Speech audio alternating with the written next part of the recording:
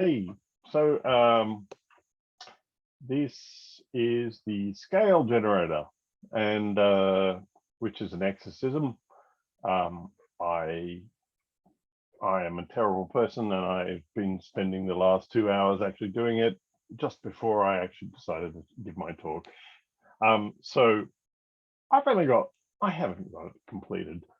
It's interesting. When I was talking with Josh, he was saying, "Hey, which exorcism are you going to talk about?" And I went, let's do that one, scale generator. He went, that's pretty easy, man. You sure? It's like it's a bit crap. And actually, it's as hard as hell. It's really, really difficult. There's all sorts of edge cases, mainly to do with sharps and flats.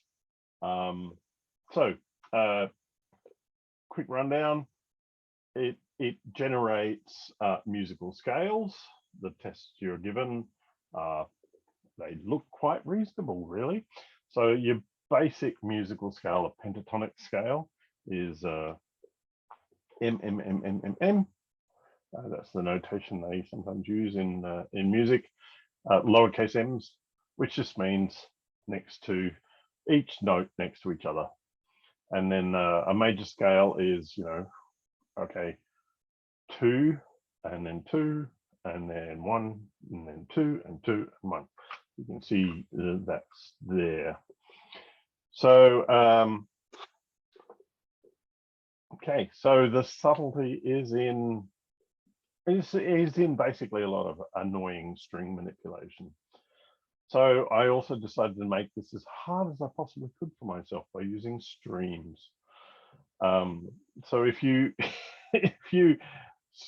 if I undid my editor history on this would be this beautiful little clear thing for the first couple of tests that passed for me. The first couple of tests that passed were super easy.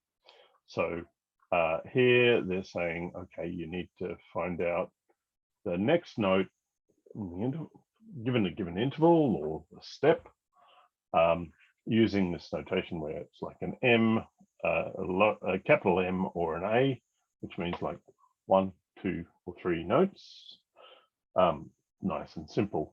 So we've got this constant up here, and all we're really doing is we're saying, okay, we'll find the index of the current note, or the tonic is the one that you begin with, and add the step to it. This is kind of it's a pretty awful way to be doing addition. I kind of like the pipe command. I kind of overuse it. Some people say I'm an idiot. Some people say I'm an idiot, full stop. So I'm basically saying, take the scale, find the index of the thing that we're looking for, and add the step to it. And this bit is just saying, do the modulo of it. So if we go off the end, we'll wrap around, come back around again, and then get that value. I've been a bit sloppy here. I should really wrap this in a width.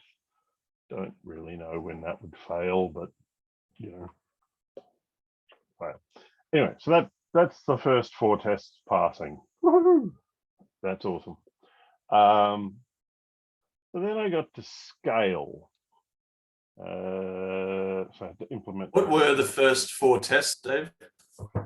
Yeah, let's look at those. Step to next note. So basically I got totally nailed it, got that bit happening. So, given a set of notes and starting with this note, then what's the next one in the sequence? Super easy. So they all work. That's awesome.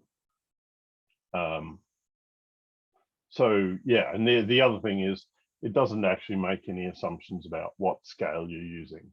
So potentially this could be some really weird tuning. And there are plenty of weird tunings. There's Indian tuning, which uses lots of microtones and things like that. So yeah, they pass. And then when we get to here, we say, okay, well, give me a chromatic scale. And this is when everything started falling apart because, well, not so much there, but what the really bad part is this bit here when you've got flat chromatic scales. So you've got a scale now. So a C is a C, but a D sharp is actually a D flat is a C sharp. So I've added some logic for that, where we say, okay, well, if we're given something that's flat, do that. I'm really open to better ways to do this. I tried to do it with guards. Unfortunately, the thing about guards is you can match against certain characters, but all of the characters up to that have to be constants. So as soon as you introduce a variable in your string matching, it's like, okay, everything after that is like you can't match it, which is, yeah, it's kind of understandable because I think that's a performance issue. So yeah, I just had to do that with a really dumb case statement. And, you know, I was able to verify those things. So we go in here and we say, let's jump into IEX. By the way, I've actually, sorry, I've committed this and made a repo on it. So if you want to like virtually heckle me in code, please, by all means, do that. I would love it. I am posting the URL of the thingamajiggery now. Hang on, where's the chat gone? Why don't I have a chat? So Dave, I'm not sure I understand why you would use a chromatic scale with sharps or flats, because they are equivalent. But why would you use one over the other? Yeah, I'm a bit confused about that too. With the they definitely have these quite convoluted examples in here, which is why it's a mid-level exercism and not a trivial one. Sorry, I'll just get the README back up. For anyone who doesn't know what a chromatic scale is, it's basically playing every note with half step intervals. So you're playing every note. But yeah, I don't know why you would choose a flat version rather than a sharp version. My music theory runs out. I think some people are just perverse people. I think that's the reason. It might be a regional. Oh, I can see it in the function name, flat chromatic scale. Yeah, that might give it away. So I mean, I started with that where I actually took that and then said, okay, well, look, I'm going to just normalize everything into sharpened. So like in this one, a D sharp would, sorry, a D flat would be a C sharp. So it's back the other way. Which is, you know, that makes sense. But I definitely have not got that working well. But all you have to do to generate a chromatic scale from a starting note, a tonic, is to just go half step every time, right? Yep. So that if you've done the other things, that should work. Yeah. If you tell it to flat the thing rather than sharp the thing. Yeah, so I mean, that one's working. That's passing. And that one's passing. So let's get rid of that. So let's get that and get rid of the flat chromatic ones, and we can run this test.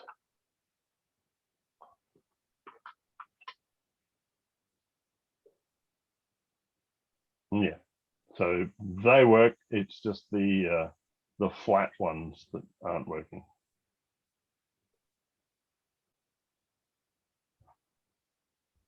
Oh, wait, sorry.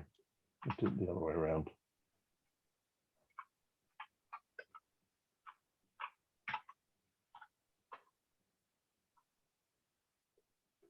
So, I mean, this is kind of exciting. I will go on and maybe I can have some kind of world record for the most number of failed exorcisms presented. I've got 2 so far, winning. I am intrigued by how many tests this has. It's got more than the normal. It has got an absurd number of tests, which is why. And it's got scales in there I've never even heard of. Yeah, exactly. So I am an idiot for taking this one on at 3 a.m. 3 in the afternoon this afternoon. That said, so would you approach what I would say is there is some quite clever stuff in here, and I'm sure I can make it work ultimately if we fiddle the stuff along the way. In particular, pretty happy with the fact that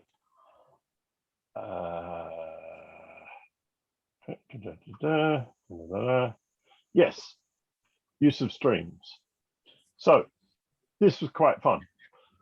Streams have a very handy function called stream.cycle, in which case you give it a list of things, and if say that list of things is ABC, and you say, oh, I'm going to pull a thing from that, you go A, B, C, A, B, C, A, B, C, A, B, C, A, B, C, A, B, C, A, B, C, which was actually what we needed on this thing. So the first really trivial version of this, I was just I was iterating over the pattern that was given me,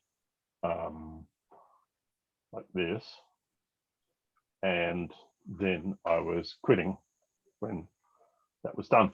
The problem with that was some of the patterns are shorter and longer, and they need to repeat. And actually, the end condition is, have we got back to the original note? Because that's the definition of a scale. You go boom, and then when you end up an octave above or below, you've completed the cycle of the scale. So this is a beautiful way of doing that with streams. I also use stream.transform. This is a lot of fun. We've been using streams a lot lately. We've been talking to the Salesforce API. And one of the things that happens with our customers, when we call the Salesforce API, is some of the results are freaking huge. They're really enormous. They might have like 10,000 items in it. And so if you do that as a single request, that's just a disaster. So the Xforce library that we're using has a query stream, and you push a query and then gives you a stream, and then you say, okay, give me this, give me this, give me this, give me this. And Salesforce has a way of doing that where it says, okay, you've done a query. I'm going to ask for the first element of that query and then chuck it back, and then the second element and chuck it back, and third element. And you can do that in a quite manageable way.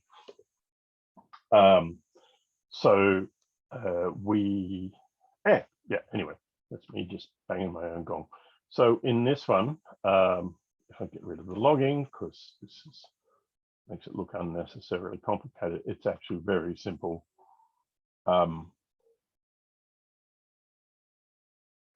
Right. So what we're doing here is that we are transforming the stream that we get, which is whatever the cycle of the pattern is. We start off with the original tonic, and this one I think it doesn't really matter. I think it's irrelevant. I don't think it even uses it. It's often used when you've got something like if you have to open a file in the beginning and then you have to close it at the end. So I could probably even ignore this. but the main guts of it is this one. So this is a reducer. It takes the interval at each time. So like, we're going to say here we'll go capital M, lowercase m, capital M, lowercase m. It works out the next note. It appends that to the list.